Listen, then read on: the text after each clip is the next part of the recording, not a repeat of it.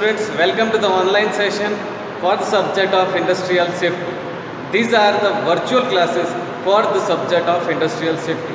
The subject of industrial safety is mainly for the students of civil engineering, particularly structural engineering and mechanical engineering. So here we will be discussing all the topics that are related to the subject of industrial safety. So now we will be starting with our session. So 3, 2, 1, let's go.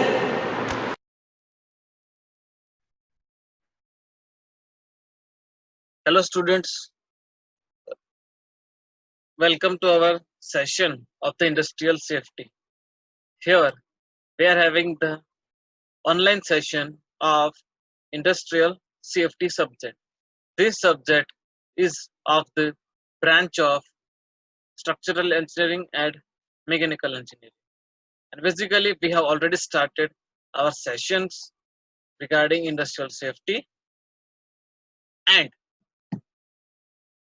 we have already completed some topics.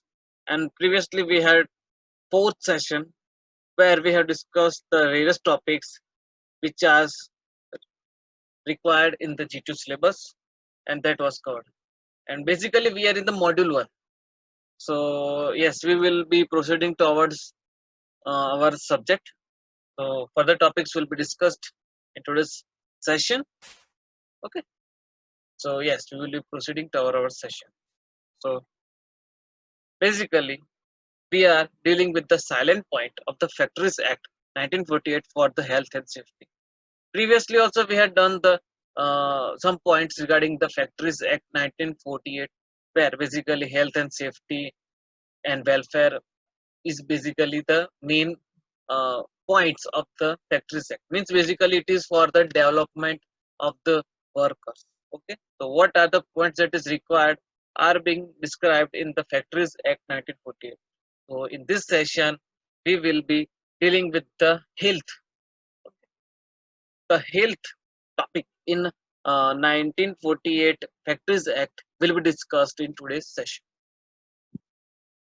Yes, so basically the contents are dust and fumes, architectural humidifications, overcrowding, lighting, drinking water, latrine and urinals, spittoons.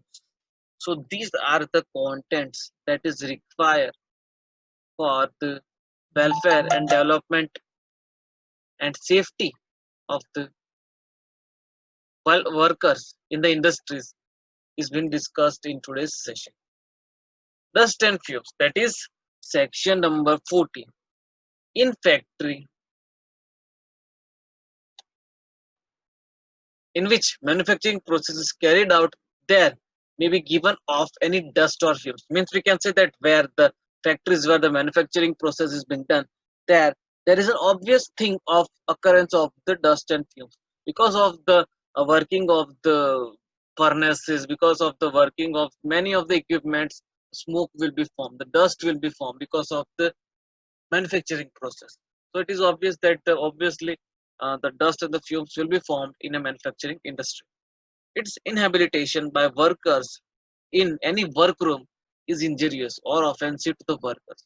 So that dust fume that is being caused because of the manufacturing of the whatever the requirement is, means because of the manufacturing of the product of the industry, the smoke will be developed, and that smoke is very much injurious to the person who is working over there. So it is injurious and offensive for the employed workers. He should not inhale or he should not come in contact with such kind of harmful gases. So in order to prevent this point of origin of the dust, fumes or other impurity shall be enclosed as far as possible. This dust should be enclosed as far as possible. So it should not be reached to the lungs or to the body or to the nose or inhalation to the person or the workers. On the other hand, in many factories, no stationary internal combustion engine shall be operated unless the exhaust is conducted into the open air, and no other internal combustion engine shall be operated in any room unless offensive measures have been taken to prevent such accumulations of the fumes there from as they are likely to be injurious to workers employed in the. So basically, proper precautions is required to be taken so that it should not be harmful to the workers. That point is required to be taken care in section 14 where dust and fumes are discussed. Artificial humidification, section number 15. In respect to all the factories in which the humidity of air is artificially increased, the state government may make rules. The rules that are made by the state government will be: first, prescribing standards of humidification. Certain standards is described. Second is regulating the method used for artificially increasing the humidity of the air. And the third is directing prescribed tests for determining the humidity of the air to be correctly carried out and recorded. So the whatever the humidity is there in the air, that is required to be recorded, measured. Then next is uh, prescribing method is required to be adopted for securing the adequate ventilation and cooling of the air in the workroom. Proper ventilation is required to be taken, provided. The water used for the purpose shall be taken from the public supply or other source of the drinking water, or shall be effectively purified before it is used. So whatever the water from wherever the source they are taking off, it is required to be purified. Okay. But if the water that is used is not purified, if some conditions might arrive that that is not availability of the purification system, then he may serve on the manager the factory in order in writing. Okay, it should be served to the factory manager in writing. Yes, specifying the measures which, in his opinion, should be adopted and requiring them to be carried out before the specified date. So obviously, the water should be taken, some specified opinion should be made so that the water should be purified before before carried out on the specified date. Next is overcrowding, that is in section number 60. The overcrowding affects the workmen not only in the discharge of the duties but also in their health. Means obviously wherever there is an overcrowding, it is very much harmful because it creates congestion, and the it will not create a healthy environment to the workers working in the factory. A worker working space should be 9.9 cubic meter of the space per worker in the workroom before the commencement of this act. And after this commencement of this act, the space per worker is 14.2 cubic meter. This what changes have occurred after the commencement of this act. Lightning, that is section number 17 in 1948 Factories Act. The Factories Act make the following provision in this respect: there shall be provided and maintained sufficient and suitable lighting, natural or artificial or both, in every part of the factory. Means there should be proper lightning, luminous in the overall factory. Okay. In every factory, all glazed windows and skylights should be used, and workrooms shall be kept clean on both inner and outer surface. In every factory, effective provisions, so as far as practicable, be made for the prevention of the glare, either directly from the source of light or by reflection from smooth or polished. The state government prescribe the standard of sufficient and suitable lighting for the factories of any class of description of factories or for any manufacturing process. So these are all the things that is required to be made. There should be proper lighting, luminous in the area of the factory. Then there should be properly glazed and skylights. Such kind of windows is required to be provided so that the natural light can be utilized. Then effective provision should be made. Means prevention of the glare should be made. Glare should not be come into the glare should there should not be any kind of glare in the industry. Okay. So these are sufficient rules that is required for the proper lighting in the factory. Next is drinking water, the very much important drinking water. The provision in this act, and yes, first of all, I want to tell you that it is section number 18 in Factories Act 1948. The provision in this act under the factories are: first, arrangement shall be made to provide and maintain sufficient supply to wholesome drinking water.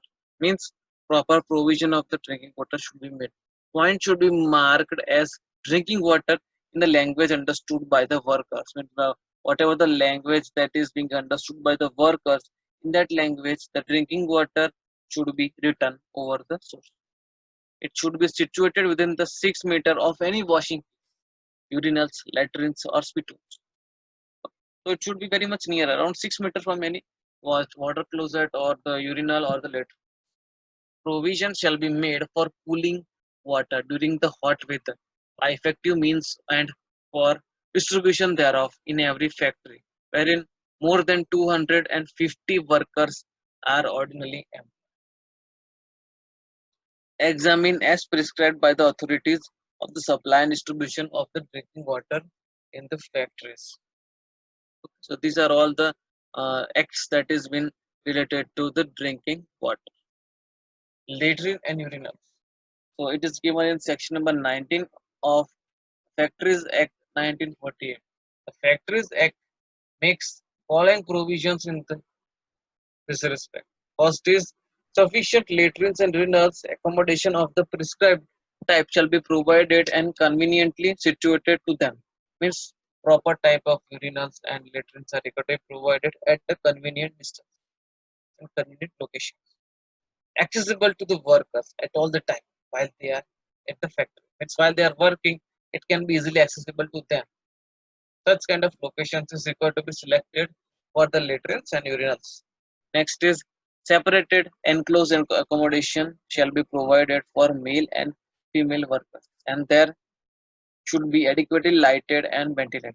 So this means that a separate urinals and water closets for male and the female workers is required to be provided, and those uh, urinals and double closets, water closets should be properly, adequately lighted and ventilated. So there should not be any kind of suffocation or congestion in the latrine and urinals.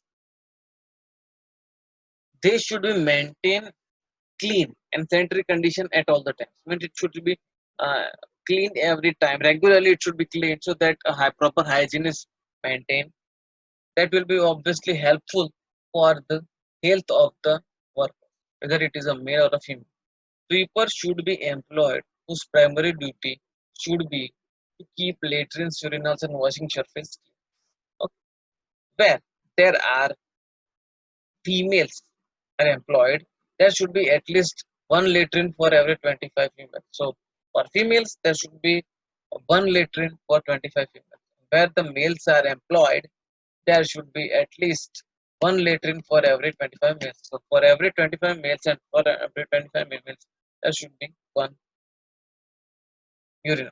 Okay. Provided that where the number of the males exceed 100, it should be sufficient if there is one latrine for 25 males of two first 100 and for every 50 thereafter. Okay. So means when the number exceeds 100, one latrine should be provided for every 25 males, and on further increasing by 50, another latrine is required to be provided. In calculating the number of the latrines required under this rule, any odd number of workers less than 25 to 50, as in case, shall be reckoned 25 or 50. Urinal accommodation. Urinal accommodation shall be provided for the use of male workers and shall not be less than 2 feet in length for over 50 males provided. That where the number of the males employed 500. It should be sufficient if there is one urinal for every 50 males up to the first 500 employed and one for every 100 thereafter. In calculating the urinals accommodations, required number of the rules may be odd number of workers less than 50 or 800. In any case, maybe shall be reckoned as 50 or 100. But in factory where more than 200 or 50 workers are ordinarily employed, there all the latrines and the urinals accommodation shall be prescribed sanitary types. Okay. The floors and the internal walls up to the height of 90 centimeter, the unit sanitary blocks shall be laid in a glazed tiles and or a smooth polished impervious surface. Third, latrine and urinal should be thoroughly washed and cleaned at least once in every 7 days with suitable detergent or disinfectant or with both. The state government may prescribe the number of the latrines and urinals to be provided in any factory in proportion to the number of the males and female workers ordinarily employed therein.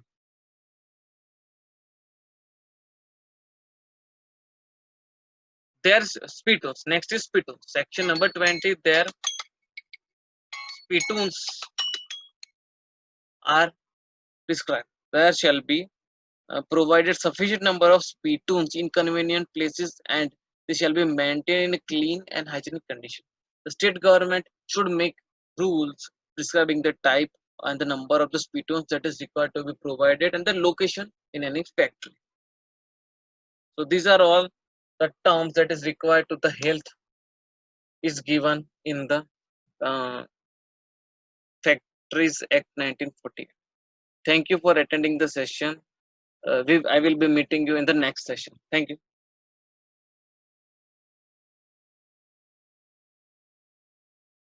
Hello students, so hereby we are coming to the end of our virtual class session of the subject of industrial safety.